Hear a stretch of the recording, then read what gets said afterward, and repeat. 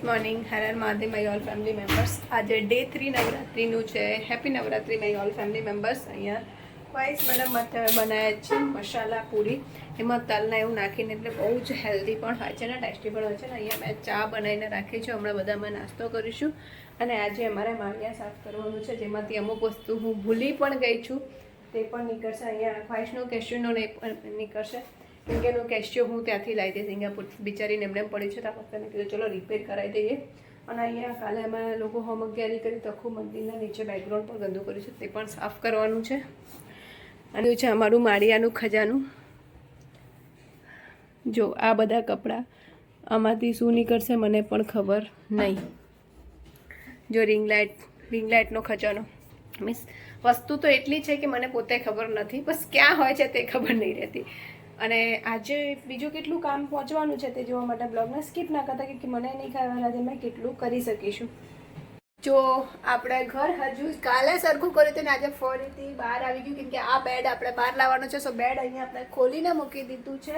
અને અહીંયા રૂમમાં મેં માળી આખું ખાલી કરાવ્યું છે. અશ્વિનભાઈને ચિંતન સામાન હતી, સો આ બધું સામાન અમારે અહીંયા પડ્યું છે. આખું માળીઓ ખાલી થઈ ગયું છે, સાફ પણ થઈ ગયું છે. અને એને થોડું તપાવવા મૂક્યું હતું, એટલે તપાવવા માટે સાઈડમાં રાખ્યું હતું. ને હવે મેં કીધું થોડુંક કલરની સ્મેલ પણ નીકળી જાય.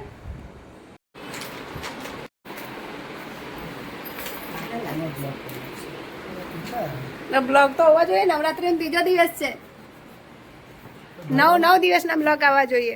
અત્યારે કર સાફ 2011, 2012, 2011, પછી આ 2016, પછી આ 2008, પછી આ 2013, પછી આ 2018, પછી આ 2008, 2009, 2013, 2013, 2013. એટલે મસ્ત લાગતી હતી હું જાડી જાડી. અને આ 2012, માય ફેવરેટ ભાભી સાથે. 2014 અને આ 2010. બસ આટલા જ. પત્તી નખમાં ડિઝાઇન ને બધું કરતી હતી. લોકો હવે આજે મારા બહુ જ જૂના ફોટોસ ને એવું બધું મળ્યું, તો એ પણ મેં તમને લોકોને શેર કર્યા, કયા વર્ષના કયા છે. ને હવે અહીંયા જમવા બેસી ગયા છે. આજે રંજનબેનના ઘરેથી પણ જમવાનું આવ્યું હતું.